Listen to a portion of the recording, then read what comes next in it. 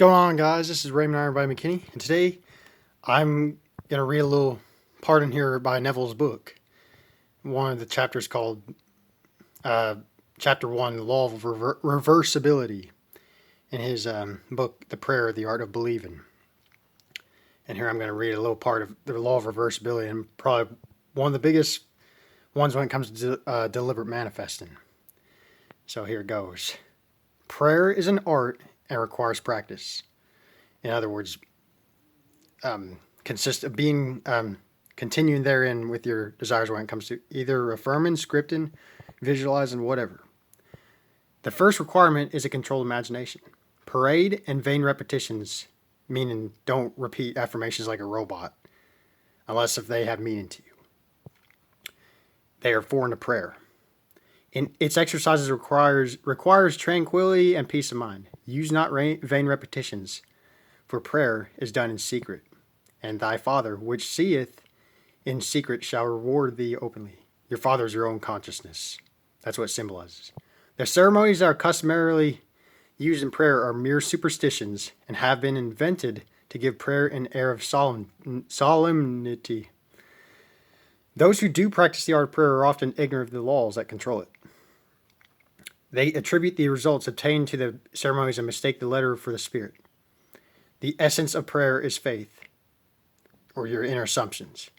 But faith must be permeated with understanding to be given that active quality which it does not possess when standing alone. Therefore, get wisdom, and with all thy getting, get understanding. Know the laws of the mind. In other words, this book is an attempt to reduce the unknown to the known by pointing out conditions on which prayers are answered and without which they cannot be answered. It defines the conditions governing prayer in laws that are simply a generalization of our observations. What we focus on, guys, that's what it reveals to us in a relative manner. The universal law of reversibility is the foundation on which its claims are based.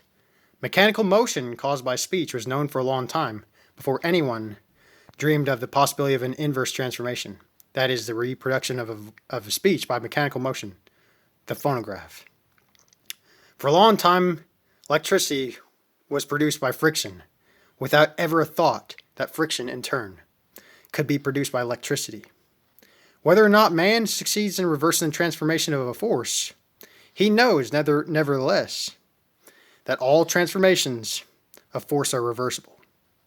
If heat can produce mechanical motion, so mechanical motion can produce heat. If electricity produces magnetism, magnetism too can develop electric currents. If the voice can cause undulatory currents, so can currents reproduce the voice, and so on. Cause and effect, energy and matter, or also known as equals mc squared. Action and reaction, Newton's third law of motion, pretty much, are the same in inter-convertible. This law is of the highest importance because it enables you to foresee the inverse transformation once the direct transformation is verified. If you knew how you would feel were you to realize your objective, then inversely, you would know what state you could realize were you to awaken in yourself such feeling, the state of being. The injunction to pray believing that you already possess what you pray for is based upon a knowledge of the law of inverse transformation. If your realized prayer produces in you a definite feeling or state of consciousness, then inversely, that particular feeling or state of consciousness must reproduce your realized prayer. Because all transformations of force are reversible, you should always assume the feeling of your fulfilled wish. You should awaken within you the feeling that you are and have that which heretofore you desired to be and possess. This is easily done by contemplating the joy that will be yours were your objective an accomplished fact.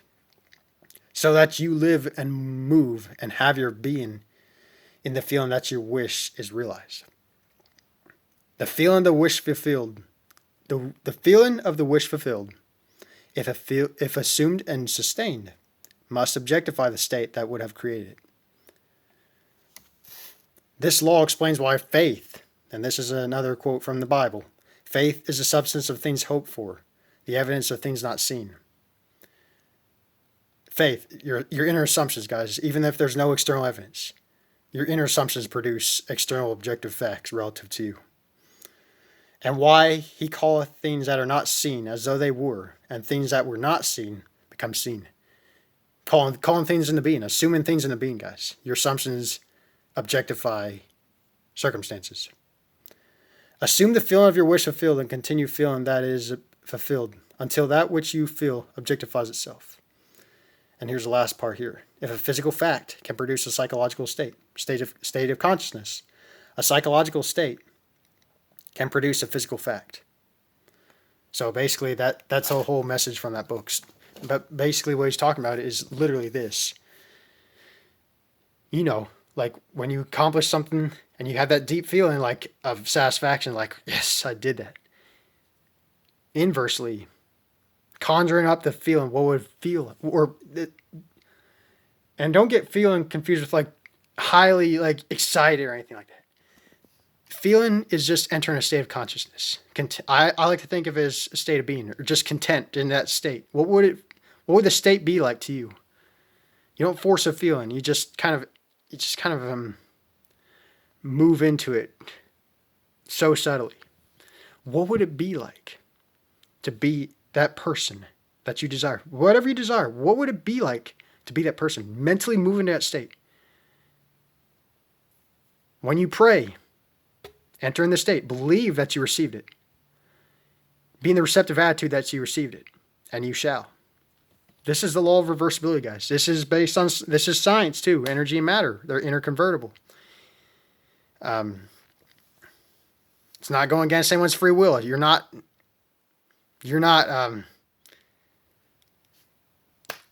breaking any law. It's just assuming. You're just moving through states of consciousness. That's it. You're moving through your conscious mind, select desired states of consciousness. Your subjective or subconscious mind reveals those desired states of yours relative to you. Whether you do it through affirming in a meaningful manner. Don't just say words robotically. Just say words that feel natural to you. I am becoming this person. I am in this relationship. I'm receiving this amount of money. Or just these things that you desire deeply. Be in the receptive attitude. Nothing outside of you, everything outside of you guys mirrors your inner subconscious dominant assumptions. You change your assumptions by moving into those states. Literally. Moving into those psychological states to produce physical results.